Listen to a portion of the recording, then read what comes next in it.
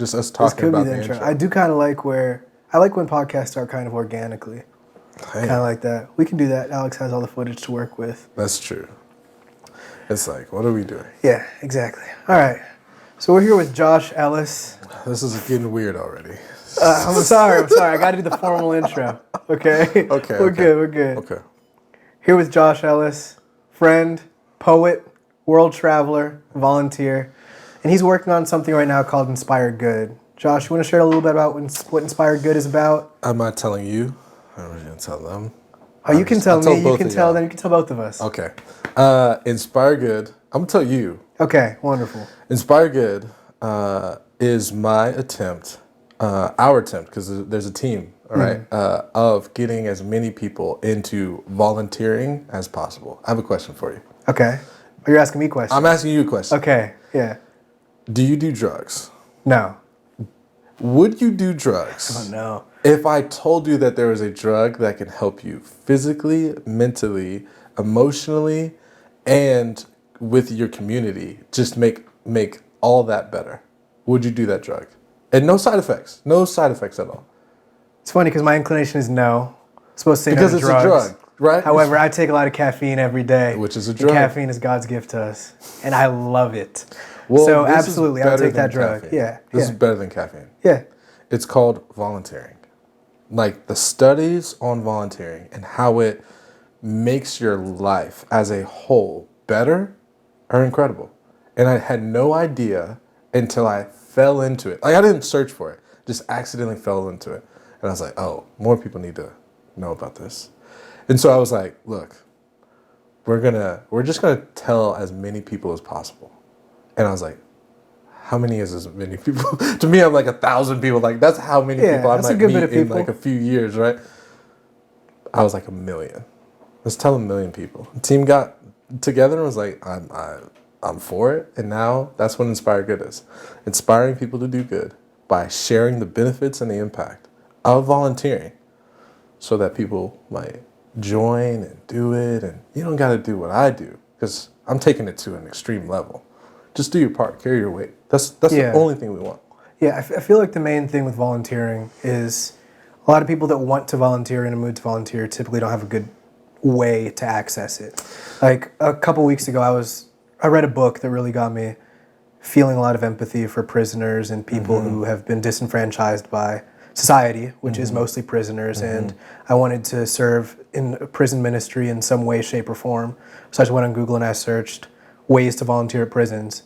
I was probably on Google for 30 minutes just searching, and the most I could find to lead me in that direction was a bunch of random websites that had an email. So I decided to email 2 of them. I was like, this is a lot of work. I thought it would be more organic, more frictionless, but I sent 2 people emails, a long thing explaining that blah, blah, blah. I feel a passion to serve and I would love to serve in prisons. Can you let me know how I can volunteer? To this day, I've gotten nothing back. Yeah. And obviously, I could go and work harder to try and find an opportunity to volunteer, but I feel like that's the main barrier to entry is people who want to volunteer or serve in a particular area have a hard time finding access to that area. That's true. We just jumped straight into it. Yeah. All right, let's go. That is very true. There is a part that both parties need to play. The people who are trying to present opportunities to volunteer and the people who kind of or really want to volunteer. Yeah. We're trying to play the middle person. We are connecting with those organizations or finding opportunities informally, right? So my neighbor wants to move, but she doesn't have a truck. Well, I drive a truck, so maybe I can go help her move. That's volunteering. Yeah. Right? That is true, because I think a lot of people think volunteering and they think of like going somewhere for a whole week these and formal or these trips. Or they think of like mission trips they did in like high school where they went painted a whole school, that kind of stuff. Even and it not feels that daunting. People who don't like do the mission trip thing, right? They're like volunteering is like, oh man, it's kind of like pulling teeth. I don't have the time or I don't have the energy. Does this even work? Like there's a philosophical barrier to volunteering, as well as like an internal and external barrier. Like the time, do I have the time? Or what do I care to volunteer for? And so we just try to break it down.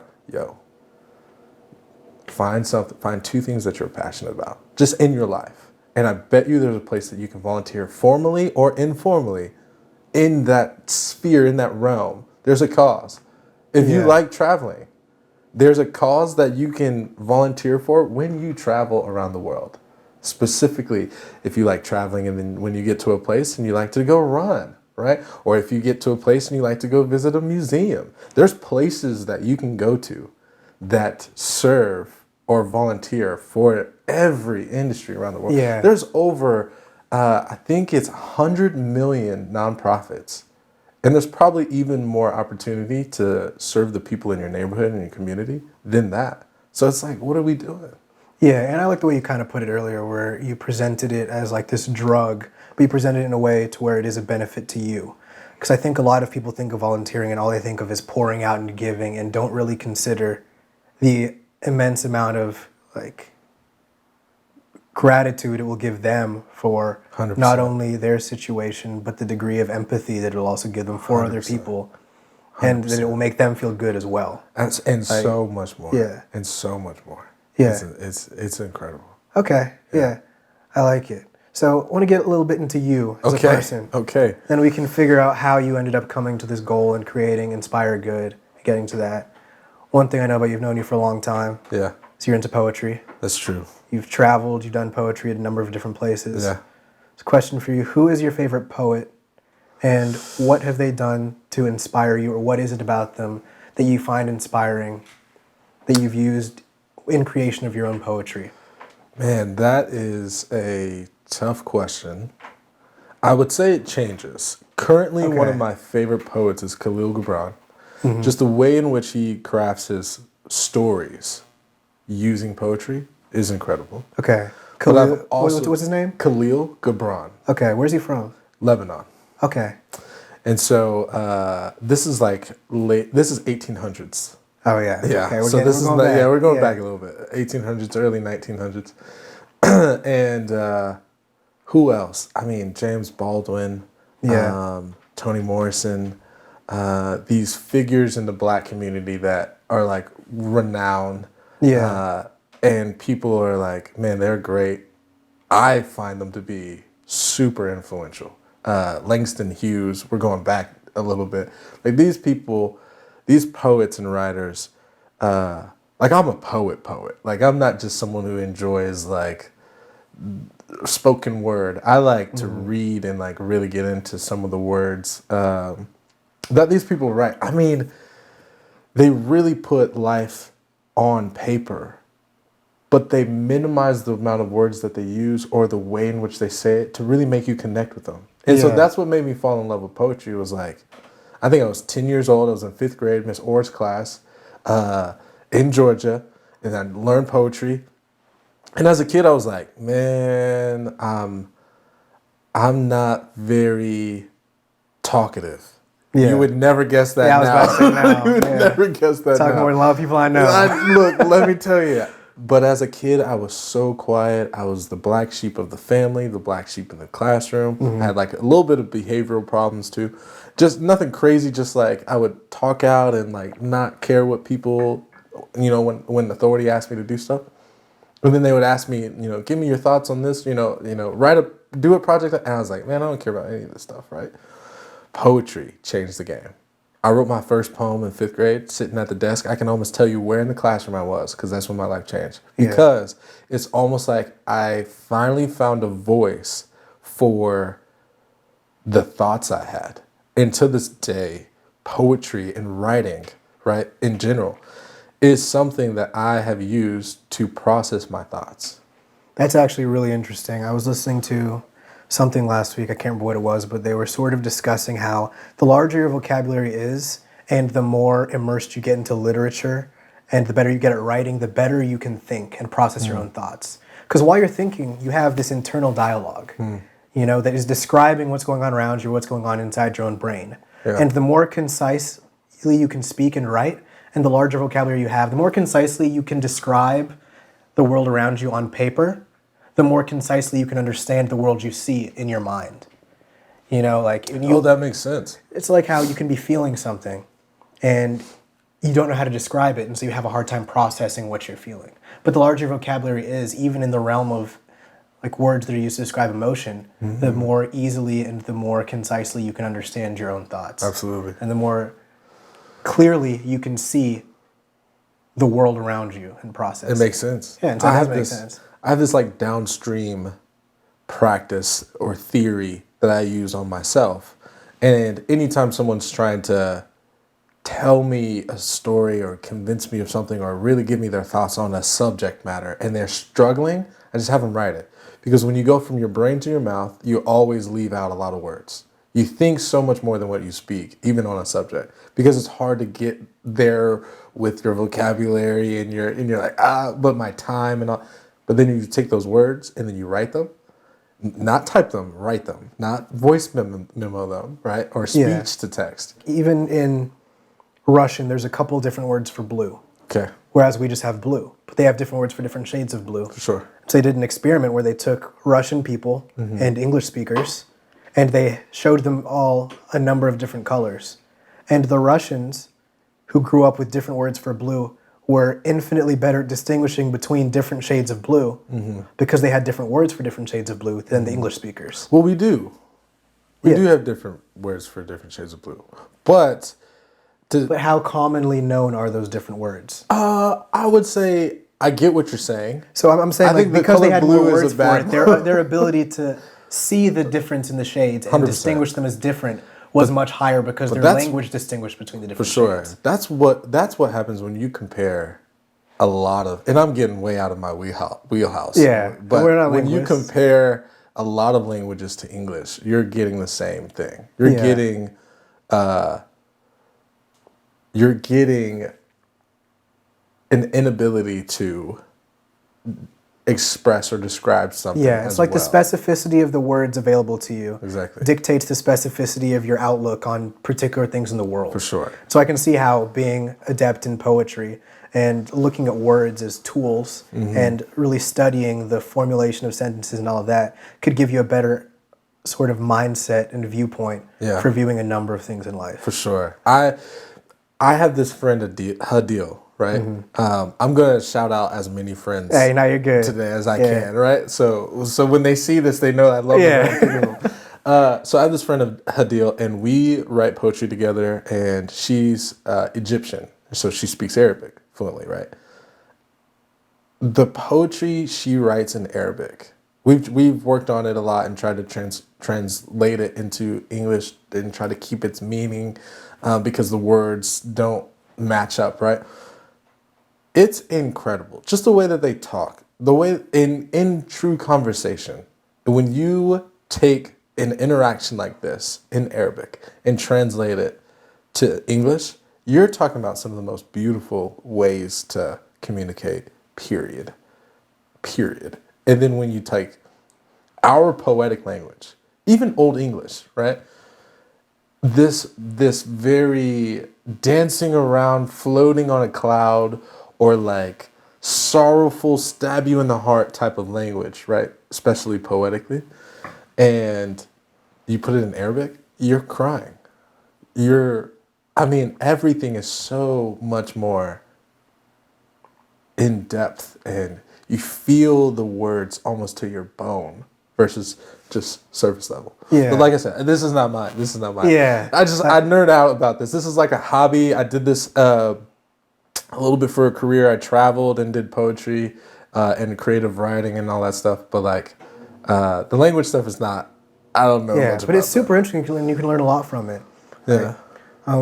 In Russian, for example, that's another language where they have a very hard time translating a lot of the narrative. Like a lot of the most famous pieces of classic literature. Can we talk about Russian?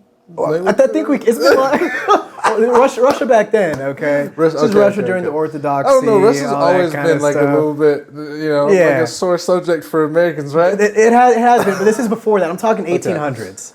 1800s I can't Orthodox tell you what they've Russia. been doing back then. See, I can tell you a little bit of it. Isn't that USSR? Yeah, but I'm talking. Okay, are you familiar with Tolstoy? Yes. Yeah, so Tolstoy, for example. Okay. I've been reading a good bit of Tolstoy. Okay. A Christian Orthodox Russian, 1800s. I believe he died in 1920. He had a book called What is Art that I recently read. Super interesting. He was looking at Eastern Europe and Europe as a whole at the time. And he realized that they were putting, I believe, 40% of their money every year into building cathedrals, building theater houses, putting it all towards art. And so he asked himself the question, why is art so important to people? Mm-hmm. And so he started going through that and sort of trying to figure out why art is valuable. Mm-hmm. And one of the conclusions that he came to was that artistic expression and artistic appreciation are one of the only antidotes to the apathy you can feel when you're living within a society that is war-torn or full of governmental oppression. I fully agree. Yeah. And so I know that you've traveled a lot over the past couple years, and one of the places you visited was Palestine. Yeah. Which is an area that's going through a lot of oppression, that has seen a lot of darkness over the past couple of years. Mm-hmm. Can you sort of share a little bit about what your travel was like there and what you learned from the people you spoke with there? The people that I met in Palestine, shout out to my good buddy Aram, and so many more people, the Tabash family. I don't want to just be now you're good, you're good. Like it's a concert, like, shout out to all these people. Receiving an award. Right, thank you guys, thank you. So when I went out to Palestine, I actually didn't know what to expect. That part of my trip, I was actually planning to go to Jerusalem, but I didn't want to stay in Israel. I wanted to stay in Palestine. I wanted to experience Palestine. And so I stayed in Bethlehem, and the people I met in Bethlehem were absolutely amazing. The Christians, Muslims, amazing. I loved them. They're so friendly, so welcoming. But it is and they call it an open air prison. It is an open air prison. Okay, what do you mean by that? A land that has a border or a barrier or a guard at every point around, but just no roof, and you feel it. Yeah, you feel people it. don't To come cross in, go out. into Palestine. Was it difficult getting in? No, not for an American. No, really, not at all. No. Okay. But you cross through a wall to get in, and then to get out, you cross through a wall, and like as an American, being so free, right? And we got our issues for sure. Yeah. You know what I'm saying? We don't have a wall. Yeah, no. And so now this idea of presidents being like, I'm going to build a wall, wrecks me. Because now you recognize what now that I'm looks like. Yo, this is separating families. So is the wall literally separating Palestine from Israel? Is that the one you're talking about? Yes. Or? Yeah. Okay. And so this is specifically the West Bank. Mm-hmm. What they call the West Bank. Palestinians call it Palestine. They're like, it's very clear. This is just Palestine, right? And while I was there, I am sitting with my buddy Aram, right? He's a barber out in Bethlehem. And we're sitting outside and a woman drives by and it's Vera Baboon. And he goes, that's our former mayor of Bethlehem, the only female mayor of Bethlehem. And I said, can you call her? Can I have an interview with her? Now, I didn't get a chance to have an interview while I was in Palestine, but a few weeks later, I got to be on the phone with her, and I got to talk to her, and it was amazing. And I did some research on her, of course, and then asked her a couple of questions. And one of the things I found very interesting that no other journalist had covered, really, was that she has a degree in African American studies as a Palestinian woman. Yeah. And I was like, did she get it here? Or no, she got it there. Huh. And so I was like, I asked her about it. And then I also asked her, my last two questions, I said, what is this degree about? Why do you have it? And then how are you still doing good in the world? You're not a mayor anymore. What are you doing now? And she's like, Josh, these are two very important questions. And they are linked together. When I was in school, I read of Toni Morrison, a book called Sula, about the African experience in America, specifically about slavery. And then I also read other books of poetry that she did about the African American experience. And this was just literature that was an assignment for my class or for my course. And I fell in love with it because I realized that the story of the African American experience is the Palestinian story of captivity, of enslavement, of people who were striving for freedom. So when you ask me these two questions, they're very much linked because the way that I'm still striving for change is by following a blueprint set before my time.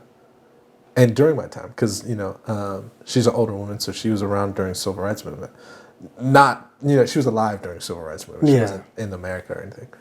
And so now she's striving to change the political landscape of that region.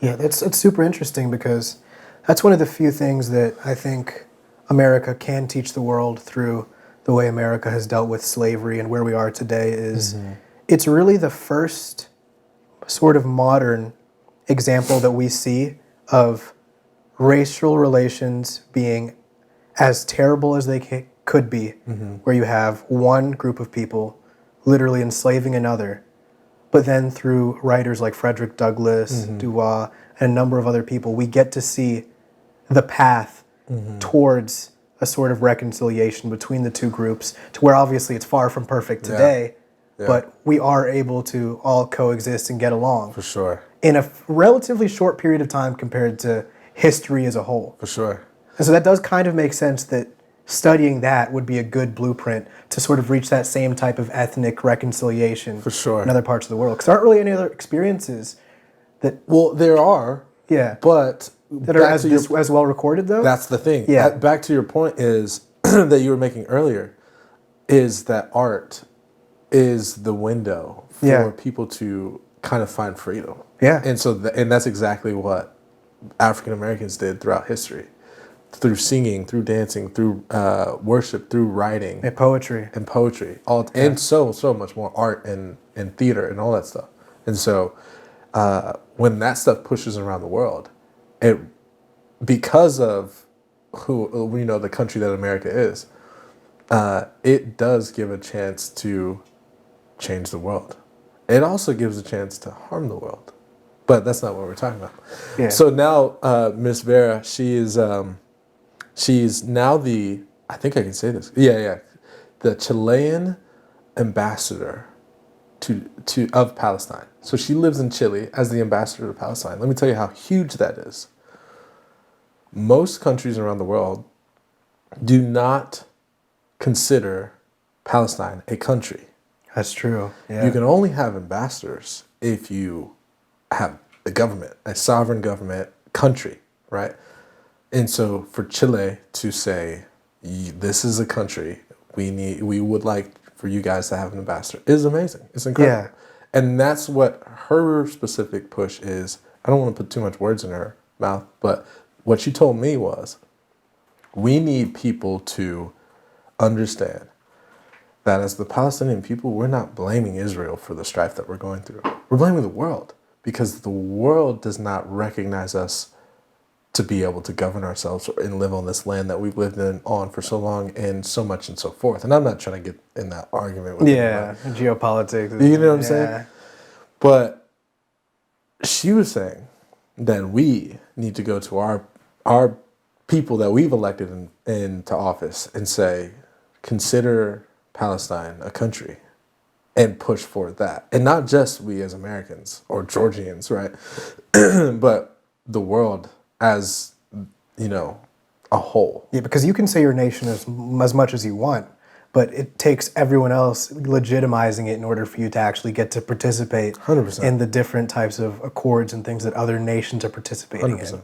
100%. Yeah. Yeah.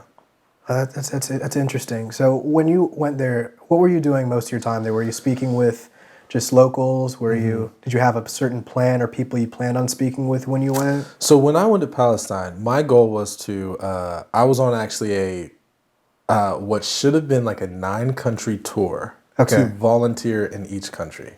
During that time, I was so close to Israel and Palestine that I was like, hey, let's just go. Oh, so it was kind of random. Kind of. Okay. It was planned out for sure, but like a week or two in advance. But it was like, hey, let's just go. Maybe there's an opportunity that we might find to volunteer, or maybe not. And our time was so short there that there wasn't an opportunity to actually volunteer. But there was an opportunity to talk to a lot of people about volunteering and what is the culture here, and how can we best understand this place, Israel and Palestine, right? Because I learned a lot about Jerusalem. And so that was our kind of detour but our main goal was these 9 countries. Did we hit all 9? I don't think we hit all 9, but there's actually a fun story about that too. Yeah, we tried to get into Somalia, and I'm in Nairobi, and I'm probably like half a day from. I missed my flight, and there's a whole thing about that. I was in Jordan trying to fly to Nairobi. I didn't get my visa on time, and so they didn't let me on the plane. They said, "Hey, you can fly to Saudi Arabia, which is your first leg of the flight, but you can't fly to Nairobi." And I'm like, I don't know anybody in Saudi, but I know people in Jordan, so I'm gonna stay here in Jordan. As soon as the flight takes off, I get my visa. So then I had to wait for the next day, get on a flight to Nairobi. I get to Nairobi. I've missed my flight to take me to Mombasa on the coastline. So then I have to wait another day. Okay, well, the day comes and I get a message from one of my board members who helped set up all this trip, right? Adili, right? Shout out Adili, my guy, who's from Mombasa. He's got contacts in the area. This is how crazy the trip was.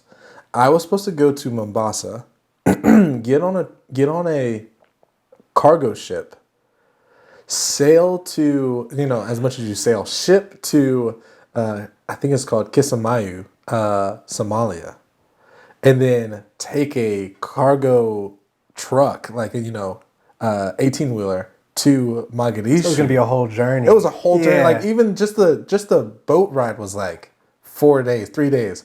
Oh wow. Yeah. It was in Somali We're gonna put you in a crate and just ship you over there. Yeah. And so an American with all these cameras and stuff, it just and I was walking around talking about I'm a journalist. The worst thing to say when I was about to say, you got to fake an accent every time you're in Africa. Oh, yeah. Well, every time I'm in Kenya, I put on the Kenyan accent the whole time. That's how you got to do it. I just am not good at accents. That's true. You got to practice. That's not me. They notice you're a tourist and immediately. Yeah. But luckily I actually was with your cousin. This is most true. of the time. Yeah, this is that true. Was good. Yeah, so you're good there. And no, like legit his cousin. That wasn't an African joke, people. It was I did connect him cousin, with my cousins while he was in Kenya. I called him because I couldn't get on. So what happened was I got an article from Adili and it says bomb went off in Mogadishu. And the next text was like, "You're not going anywhere." Yeah. And I was like, "Well, looks like I'm stuck in Nairobi." Hey, Steve. Yeah. Can you Thankfully, connect me I had with some your people there that took care of you, I hope. Yes, they took such good care of me. Like I'm going back in July. Yeah. Yeah. It's took such good. Will you? Can I sleep there again? Absolutely. Okay. Yeah. Okay, They'd be happy to have you. Man, and we had I had stories with your uncle, stories with your aunt, and then got to meet a lot of your cousins, and ended up hiring one of your cousins. Yeah. It's crazy. Yeah. So he helps with Inspire Good, and Jimmy's probably watching this, editing the videos for. Shouts out, Jimmy. Shouts out, Jimmy. Yeah, I'll do a shout out this time. That guy. You'll do a shout out this time. Yeah. So you've gotten a couple in. I'll try and match you. I think I have 2 more to go. So that Somalia we couldn't go to, and then Uganda had an Ebola. Yeah. Crisis? Not crisis, but like an outbreak? Outbreak. There we go. Okay. So Ebola had an outbreak. Uganda had an Ebola outbreak. Can you tell that I'm getting tired? And then what was the other? South Sudan. I'm supposed to go to South Sudan, but I was supposed to go through Uganda. So since we couldn't go to Uganda, we couldn't go to South Sudan. So those 3 were the countries we couldn't make it. But we did Jordan, Lebanon, Israel, Palestine, Kenya, Egypt, France, and then we were supposed to go to Canada, but by that time I was tired. Yeah. Yeah, I was so tired. And then to make that leap from Egypt to Canada, I couldn't do it. So I just came back home. Yeah. I came back home. That's a big flight. Yeah. I feel like every time I travel to places I haven't been before, I usually glean some more insight on just the overall human experience, because every different country, every different culture has different things that are valuable to them, different sort of lessons that you can learn from them. What would you say is the biggest overarching lesson you learned while you were traveling? I actually might have just shared this with a friend of mine. I volunteer coach for a high school varsity's basketball team. I hope none of the girls watch this video because they have no idea I'm about to be coaching their team. But my head coach, Emily, she is headed to Lebanon. And I told her my first time going to the Middle East, I was actually terrified. I'm the type of person that when I'm afraid of something, I want to do it even more. So, but I was terrified because of the narrative that we have about Lebanon, or not Lebanon, but about the Middle East. I got there and it was nothing like I thought it was going to be. I mean, I loved it. It's probably my favorite region in the world. I mean, food, incredible. Scenery, beautiful. People, culturally, amazing. Historically robust. Like, Yeah, I can't even imagine. You can't think of a better region in the world. Yeah. I just had a friend of mine and his wife, Janika and Rory, shout out. They are from Melbourne, right? And Don't they get mad when you call it Melbourne? no, they don't. Melbourne. They just kind of let Something me. like that, They're like, "Oh, yeah. this American, right?" Yeah. So he goes. He just took his family to Rory. Just took his family to the Middle East, and they went to Egypt and Jordan and Lebanon and Israel. And they're like, "Man!" And they're texting me. He's texting me the whole time. Did you go to this place? Oh, this place is amazing. I don't want to ever leave. And I'm like, yeah, it's one of the most. And so I told Emily, if I've learned anything from traveling, it might only be this. You have to experience it for yourself because the narrative, it's almost like when you go from being a child to being an adult and you look back on your life and you're like, man, I now see how that scarred me and I now see how that affected me or made me a better or worse person now that I'm an adult. It's the same thing. Now that I'm here, I see the truth and I see the lies that I've been told for a long time. Yeah, because even particularly the Middle East, everything we know and learn about the Middle East is put through filters of a couple different media agencies and a couple different people looking over it and then deciding what is worth showing, what's not worth showing. Now, that typically has some sort of agenda behind it. So even me, I hear so much about what's going on in the Middle East, and I don't even know what to think of it or if I should even take any of the knowledge I'm hearing and try and make sense of it because I know what is actually going on has to be so vastly different from what I'm being presented. So I kind of like that too because I've learned that a lot traveling as well, that you really, words can only express so much of an experience. 100%. And you truly do have to go in order to feel what an area is like. Because there's a particular feeling to being somewhere that cannot be expressed using words. You touched on something about the way that media filters things. This is exactly why or how Inspire Good was created. I was sitting down with our friend Ryan Treadwell, right? Shouts out Ryan Shouts out Ryan Treadwell. I'll get another one out there. You're getting a big smile from Mac and Tim. He's smiling right there. So Ryan and I sat down and I came to him almost, when I remember it, I remember being or feeling frantic. Ryan, why is bad news so available? It's insane. Now, I understand this principle that there's 3 motivating factors in the world. It's fear, hate, and love. And fear is the thing that media is like. You sell it because people pay for it. And it's a part of safety and security. Like, I need to know, even if it scares me, but if it's for the safety and security of me and my family and the people I love, I need to know it. And media companies sell it and sell it. But I'm like, Ryan, I can't take it anymore. Every time I open up Instagram, Facebook, look at the news, hear a story from a friend, it's just raising my cortisol levels like crazy. And I'm stressed out about this. I need to present something that I can present to the world with my personality and the things that I feel like I'm gifted in, which is just writing and positivity. I don't think I'm this super positive person. I think I see the world pretty black and white, unfortunately. But through my friends who are super positive, I've been able to gain that perspective and then use my skill as writing. I was like, man, and he helped me. He just sat with me for a few hours and was like, let's just think this through. And we didn't come up with Inspire Good at the end of that day. We came up with this idea. Or, he wasn't like, I'm about to jump into this with you. He's just like, he's a great person to just think through stuff with. And he says, it sounds like you need to write positive stories and just have it and just not be in competition with Positive News Network or whatever, other things, right?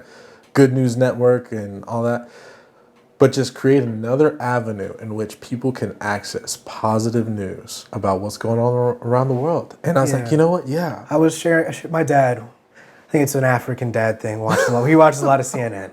Oh, God. All right. And I sent him an article a couple months ago about how there's a direct correlation between depression and the amount of hours you watch network news. And I think that's so dangerous because what the network news channels do, 24-hour news cycle, is they will feed you a perpetual stream of terrible news, tragedy, and sob stories without giving you an avenue to actually actualize your good intentions and goodwill you feel towards the people in those situations. If I just sit here and I tell you how terrible everything in my life is, and then I say, but you can't do anything to help me, what good is that doing? Dude, I know All it's doing is bringing you down without giving you any way to actually bounce back. Yeah, bounce back. I know you like information. This is one of the pivotal. The thing that you just said is absolutely true. This is a pivotal moment in the Inspire Good history. We were called the PEN Project back I remember then. that. Yeah. Yeah. Okay. PEN. And so the PEN Project, the whole idea was to provide good, positive news. And one of the first stories or research articles I looked up, which actually connects with Mackin. I know you're behind the camera, Doc, but this connects with you because when I read this article and all the research about it, I was dumbstruck.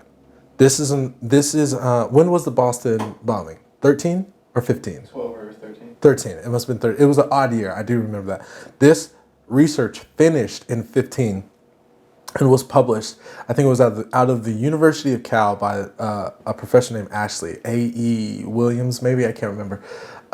And her colleagues did some research, and they got a certain amount of people who were at the bombing and checked their cortisol levels, checked their mental health, their physical health, and then I think a duration of time. I'm going to skip some of the details that I don't remember because I hate giving out false information.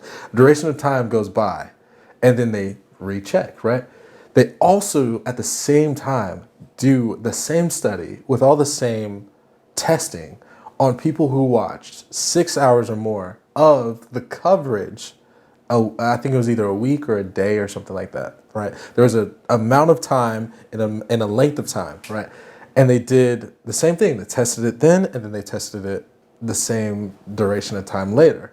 The people who were there were able to release themselves from the physical trauma or the PTSD of the Boston Marathon bombing much faster than the people who watched the news covering of it. Isn't that insane? That is insane. You're saying that I can be a part of a traumatic incident, or I can watch the traumatic incident, and by the coverage of the news, I can have more PTSD, higher cortisol levels, higher stress, right? And they were actually, I think a few of them were like, there was a certain percentage that was like they didn't live, they died from the stress induced into their body, right? What? Yeah. That's so when crazy. I found that Yeah. article, I was like, this is absolutely crazy. I need to take this to the world. And Yeah. I took that article and it was like the center point of my thing. The reason for you guys, why I said Mackin is Alex, right? This is Alex Mackin. We call him Mackin. He's producing for us. He's producing. He's the guys on the 1 and 2s. He was there. He wasn't there. You were there. But his mom was running it. But I thought, okay. Mom was there. She passed the finish line and took that turn, right? Yeah, she passed like a few minutes before it went Which is crazy. Okay, I thought you were there. Okay, my bad. But still connected. Insane. Yeah, that is crazy. It's like the further people are away from things, I think they sort of, I don't know if they idealize or create like a hyper real type of situation or depiction of what's actually going on in their mind. But it seems like people are often more impacted by things when they know less about it. There was another video that's the point. I saw. Yeah, I saw a video where they had a map of the Middle East, and they asked people their opinions on the Israel-Palestine situation, and there was a direct correlation. It was super interesting. The people, and they asked them to identify Israel and Palestine on a world map. The people who guessed further away from where the countries actually were on the map were the people who felt strongest about the situation. Insane. Whereas the people who understood exactly where they were on the map and knew the most about the situation were able to sort of display the most nuance and the most neutral takes on it. Which is so weird. It's like if I told you to draw a circle with your eyes closed, and then you finished the circle and your eyes were still closed, and I said, "Do you feel like you drew a circle?" You would probably be like, "Oh, absolutely." Yeah, that's actually a beautiful illustration. Yeah, I just made that's it up. exactly what it is. I Yeah, just that's made it up. perfect. And so that's the same thing, that we're letting other people's narratives and the news narrative, because talking about the news now isn't like talking about the news when I was like 15, right? Yeah. Or even younger, right? 10 Yeah. years old, when my parents would watch the news all the time. It was like the news back then had a bit of truth and like, hey, we're trying to deliver you some good stuff. We're delivering you information, and you can make of it what you want and come to your conclusions. They weren't that. Okay, that. I know it wasn't. That's the They weren't ideal that- situation. That's true. That's true. Okay, I'm that's true. romanticizing it a little bit. It wasn't that nice. It wasn't that, But it was okay. far closer I was like, to I'm that. not that old. Tim. But it was far closer to that Yeah. back then, maybe even before that, than sure. it is now. For sure. Where the goal of the news was to give you information. Absolutely. Tell you what happened. Absolutely. Not tell you why it happened or why it will continue Or to giving you happen. their opinion. Or give you their opinion. But they were still doing that. Those were like Yeah. Bush years, you know? Yeah. And so, yeah. Yeah, it's I don't know. It sort of a lot of times I kind of think about how we will get out of this polarized, like hyper aggressive news and media cycle that we're in. I have a hot And then you have a hot take. I have a I was hot about to say I have no solution, so I just stopped thinking about it. There is, if I were to make a pros and cons list of social media, the number one pro, besides connectivity and connecting with people and friends around the world, that probably is number one. The number two pro of social media is that news medias are no longer monologue, they're dialogue. I can now give my opinion on a news clip, on an article, or on a story, or on a something, and provide some truth or provide some stuff. This happened to me in 2020, where I had friends posting, and I'm not going to shout them out, but I had friends posting, and then I'd come back and be like, "Hey, I wouldn't post it and comment on it. This is stupid." I would text and DM them, or text them on my phone, or call them and be like, "Hey, your information, though I see the direction you're trying to go, is a little off. It's a little wrong. Let me help you correct that." Not that I knew it all, but I just happen to know about that story or happen to know about that incident. And so I think that's the second best thing about social media, specifically with this discussion that we're talking about with media, that we can finally engage those who are giving us. That is actually the true. news. Like independent media and social media sort of decentralizes the ability to share your opinion. 100%. And the more opinions you can get into a pot, the more easily people can actually think for themselves and be able to navigate towards a more nuanced Yeah. point of view. I'm also the same person who's like, I wish we could still read newspapers. Like, I Yeah. love newspapers. Like, I bring them back, please, you know? I feel that. I'm subscribed to a couple of news sources. Yeah, online. Yeah, online. Yeah, online. no. Physical paper would be nice, though. For the first, 2 months of the Pen Project, before we changed the name, which didn't happen until October, right? So, just to give some context, today is our 1 year anniversary. Shoot. Yeah. That's big. And so, so from May to October, we were the Pen Project, and then from October to now May again, we were Inspire Good. And so, specifically January, because it took a while to get that paperwork. Gosh. Yeah. But for the first 2 months, I went every Sunday to pick up the AJC, the Marietta Daily, Dang. Atlanta Constitutional. The AJC, Atlanta Journal-Constitution. Oh yeah, that's what. There's Yeah. another Atlanta one. I'm blanking. Maybe Atlanta Journal. I don't know. I'm blanking. Yeah. No. It sounds. I don't know.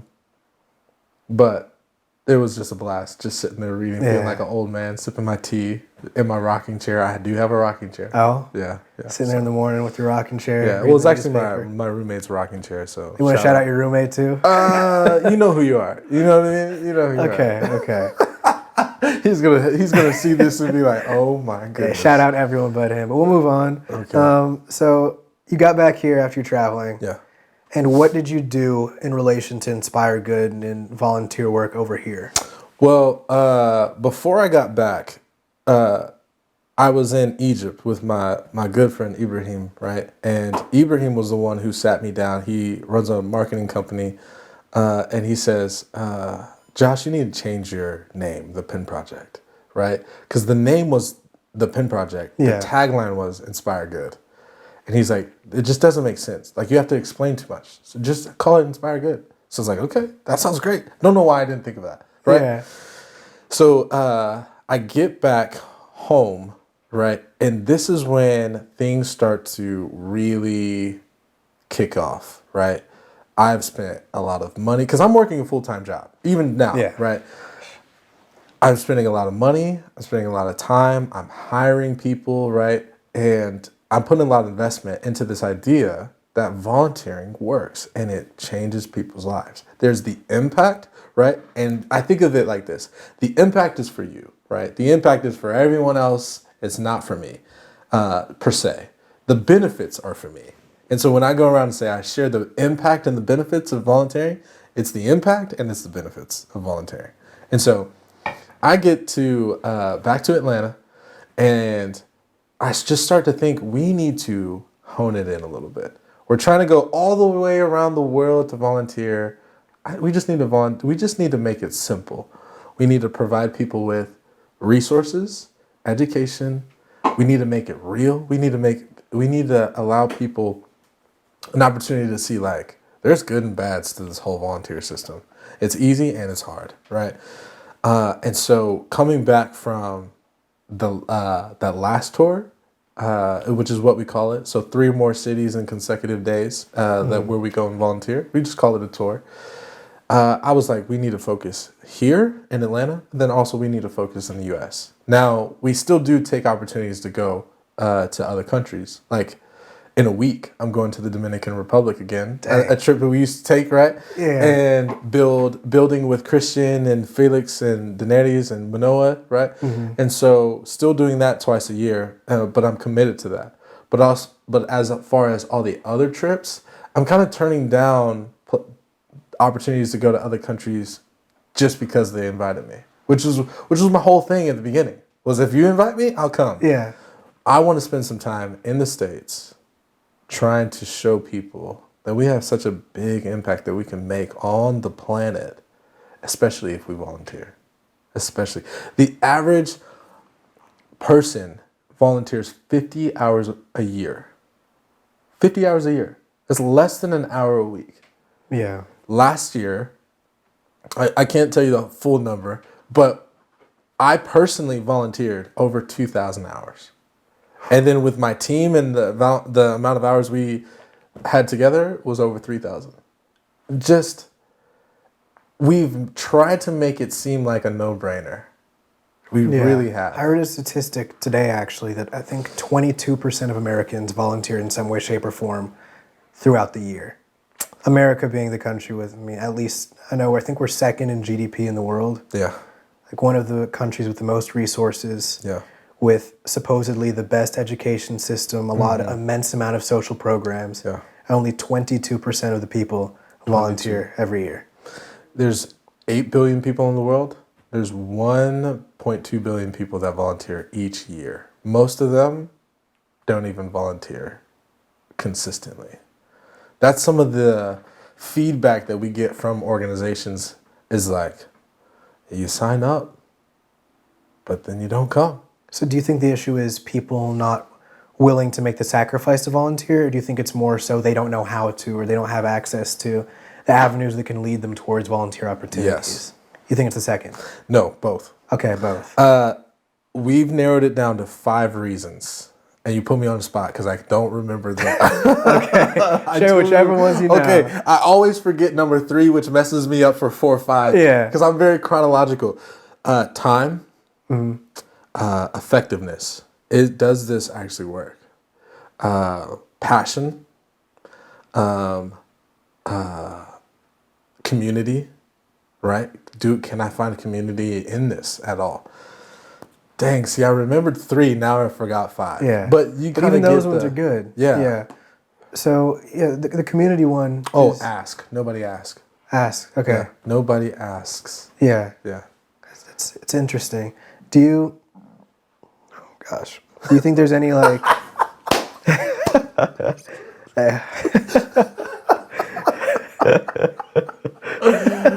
It's that drink, dog. I know. What you got in your cup, bro? Kill Cliff mixed with LaCroix. Shout out Kill Cliff. Oh no, we're trying to get shouting sponsored. out. No, we're not shouting out. No, we're shouting out Kill Cliff. Oh my god, Best clean energy drink out there. Remember when we tried to shout out LaCroix and everything we did so that we can get sponsored? Hey, Kill Cliff is local though. Shout out They're Dino. smaller. Kill Cliff will sponsor us one day. If you sponsor us, I will drink a Kill Cliff on every episode. Oh my gosh, you already No matter do. what, I do already. You I'll already drink 2 do. every episode. We usually film at night too, so that'll make the work fun the next day. Yeah, it's like 2 a.m. right now. Yeah. Gosh, I wouldn't be here. But so how do you think right now you're doing a lot of stuff on social media, sort of Barely. helping to, or you're about to start. I'm about to start. About Now to let me start. tell you. Okay. If I was better at social media, thousands of people would know what Inspire Good does and the impact that we're trying to make on the world. Social media, the third pro, gets you in front of so many eyes, and it really can make a movement happen or not happen, right? I am terrible at social media. I'm now, right up there with you. Right now, I had a friend at the gym. She should I shout her out? Diana, shout out. That felt You weird. shouted out I don't everyone really else, know might you, as well but shout her shout out out. She was like, "Hey, did you follow the gym on Instagram?" And I was like, no, I gotta log on to Safari, then type in Instagram.com. I was like, I'm sorry, I just don't really engage like that. But this is the biggest thing I need: TikTok, Instagram, other social media platforms, Facebook, right? Because I'm trying to build this community, right? I'm trying, not I'm trying. We're trying to build this community, and so I'm about to be better. We have, we're trying to get out weekly videos on TikTok and Instagram. We have a weekly newsletter, which is I'm so excited about. So excited because we're trying to make it easy for people to volunteer. So what we want to do is almost like knock out 2 of those out of those 5s in this weekly email. We're going to ask you and remind you, hey, volunteer. And then we're going to give you opportunities to volunteer. I mean, that's perfect. Like, if I got an email every week of volunteer opportunities, you're not going to read them all, but eventually you'll get annoyed. But there's going to be a time, like a couple weeks ago, where I'm just really feeling like I want to go out and do something. Like, I want to actualize whatever I'm feeling and the emotions that I feel when I see stuff on the news. Yeah. So having a way to do that, or even someone to contact. Yeah, or even someone to contact that I could talk to. Call me. Yeah, call this man. Say your number right now. No. we'll link some contacts later. Yeah. But yeah, even just having someone to talk to about what that could look like and what the benefits are, I think would be immensely helpful. Mm-hmm. We started a corporate volunteer program where we go to jobs and say, hey, we know that culture is very important. These are the benefits to a team and to a leader when you volunteer, especially as a team. Allow us to help you get there. Don't go and rent out Topgolf or go to an escape room. Yeah. No. Call us. Allow us to set up a day or half a day to get you and your team to volunteer and see the benefit it makes on your team. Which is beautiful too, because when you're volunteering with someone else, you get to witness their humanity. Absolutely. And how much seeing someone else care for something they don't have to gives you such a better feeling of camaraderie with them too. For sure. So you might think this guy you work with is just a complete... But you have no idea that gardening touches his heart. So then when you go work for the urban garden for the day, you just see a new part of it. He comes out of his shell. Or working with kids helps Miss Susie really like connect with her nieces and nephews, right? Yeah. Or something like that. Like you never know what that's going to do. But even if none of that happens, the connectivity that you have as a team to do something outside of the pressures of work, really, I mean, it's insane. I'm telling you. Do you want this drug? Yeah, I would love it. The drug is Inspire Good, by the way. No. The drug is volunteering. The drug is volunteering. Yeah. I am your drug dealer. No, I'm just kidding. That's going to be a clip, isn't it? It could be. That's going to be a clip. Yeah. Yeah. I'll take the pill. What color is the volunteer pill? I'm not. It's not going to be red pill. We can't go blue. There's already a white pill. Yellow? Is that the color of the logo? Green. I guess. Take the green pill. Yeah. Our logo's right here. It's yellow, green, and blue. Yeah. Yeah. So, yeah, that's just, I mean, I personally did not want to do this. When I got this idea, or really it formulated through conversation, I wanted to run from it, but it just kept calling me back. It fits into my nature as someone. It just fits into my nature, right? To do this job, to be in this role for this job. But it also pushes me into some very uncomfortable zones, right? This podcast, I haven't been in front of a camera in a while. Or like even social media. Like I was just talking to you guys about how I just got a new pocket camera so that we can do a lot more daily videos. And I hate this stuff. It pushes me way outside my comfort zone. I really just want to go and volunteer, which is very comfortable for me. And nobody know about it except for the people that I come face to face with.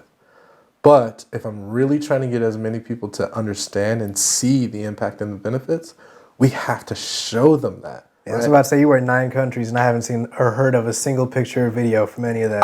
Last year I was in 13 countries. 13 countries. That was just one trip that we did 9. And so, and to your point, you've heard nothing. You've seen nothing, right? Hundreds of gigabytes of footage and you've seen nothing because it has my face on it.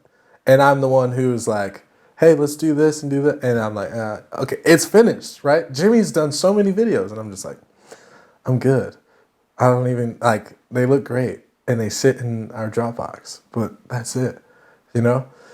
And so now I'm being forced to go deeper into this. If I really want people to experience this, I've kind of got to put a little bit more effort into it. And so it's been fun and it's also been not so fun because now the expenses are getting a little higher, right? I'm being called away from my job to do more volunteer opportunities. I'm being challenged to kind of set myself in the front of the pack of as far as like the volunteer network that we're trying to create. I want people to be like, Josh puts his money where his mouth is, right? Or at least I'm challenged to be that guy. And so I have a personal goal of 1,000 hours over the next year, starting tomorrow, which is 20 hours a week of volunteering. Yeah, that's a lot. It's a lot. Last year we did more than that.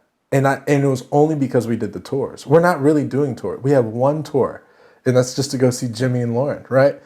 But it's a lot of pressure, but I'm like, man, I mean, everybody's life has a lot of pressure. You just kind of choose where... You choose where your pressures are. But for me, I'm like, man, I'm excited about volunteering. I'm not excited about filming it. But the impact is going to be amazing. So that's why you have people around you and the team you've true. developed that are passionate about video. For sure. Are passionate about sharing these types of experiences and clipping them together in a way that can get other people inspired to do and to carry out your goals. Yeah. You know? So, can I plug my... Absolutely. Okay. Time for plugs. At this point, since it's the birthday, right? I think tomorrow my personal Instagram page will now be Mr. Inspire Good. It's honestly, it's terrible. I absolutely. You know what? Go for it. Yeah. No. But like, nah. It just feels weird. It feels very self-centered. But I'm really trying to push forward this idea that this drug is good drug. Yeah. Right. So what you're you gotta doing, stop calling it a drug, huh? You're gonna get confused. You might get demonetized for talking about drugs. Are you monetized? No, we're not. I wish. What? Yeah. We need No, to figure this we're in out. the baby stages. We're in the baby stages. Mr. Inspire Good. The team Instagram is Team Inspire Good, and the team TikTok is Team Inspire Good.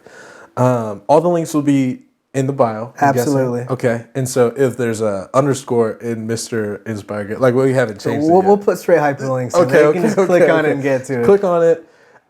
See the progress of me trying to hit 1,000 hours. I was going to say, call me again. DM me if you want to volunteer. When I tell you I volunteer every week, I've got a volunteer opportunity tomorrow and Saturday. I did something on Wednesday, and I did something on Tuesday, and I did something on Monday. And so, and people join me every single day. Sometimes Are these it's the same opportunities people. only in the Atlanta area right now? No, it's in Georgia right now. Okay, Georgia, right. yeah. So tomorrow I'll be an hour away in Gainesville, right? And so, and then on Saturday I'll be in Atlanta, and then on Monday we'll be somewhere else, and then in a couple weeks we'll be in Colorado Springs. So like, if you really want to know where we're gonna be, you just gotta follow us. You gotta get the newsletter. It's What's Up. It's the What's Up Weekly, right? Which is our newsletter, and so it'll give you opportunity to serve with us, but then also just ideas and where you can go and look for opportunities to volunteer. And so it's not just the Atlanta area, because I think the second most city that we have served in is in Orlando. Oh, dang. Yeah.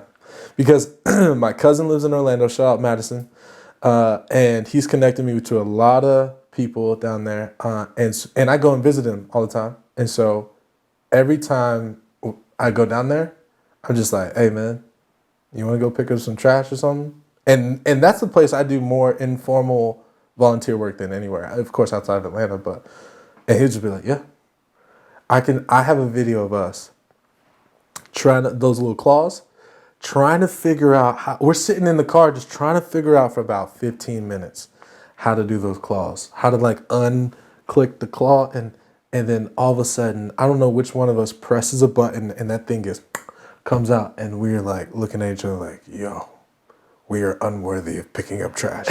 Trash is won today. Yeah. But, shouts out sanitation workers. They do a good right? job. Shout out. Yeah. And so, man, it's just, I mean, it changes your perspective on life too. I find myself, one, talking to my neighbors a lot more, figuring out who they are. Two, picking up trash around the neighborhood just randomly, right? I have people who come and tell me, Josh, I don't litter anymore. What the heck are you talking about? You used to litter? But they're like, I don't litter anymore because I've seen you pick up trash. Yeah, I feel in like it places just that you changes don't your live. perspective. Like once you get in the habit of serving, I feel like you look at problems around you and you don't see them as issues, you see them as opportunities to serve. And you start looking for ways that you can actually help the situation rather than the former mindset you had where you see an issue and you think that sucks and then you move on with your day. Absolutely. Yeah. You're so right. You're so right, bro. Yeah, That's that's fantastic. So Yeah. we'll link all that. Everyone, make sure you go follow everything Josh has. yes. Keep up with the journey. Oh, one more plug. Oh, one more plug. See, I keep forgetting to now do you're good. this. Plug whatever. Okay, so we're trying to get 1 million people to be activated into the volunteer network around the world. What that means is 1 million people is our goal of who didn't volunteer into volunteers, right? The way that we track that and try to push that is online, teaminspiregood.com. There's a page called Pledge.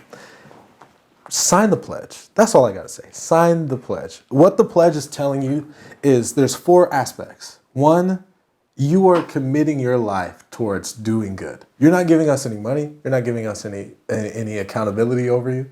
You're just saying, I'm committing my life to do good. What does that look like? Using your voice to share good stories, using your hands to do good deeds, and using your life, of course, to inspire other people to do good. But then the secret 5th element is that you're promoting a community of people who are doing the same thing you're doing.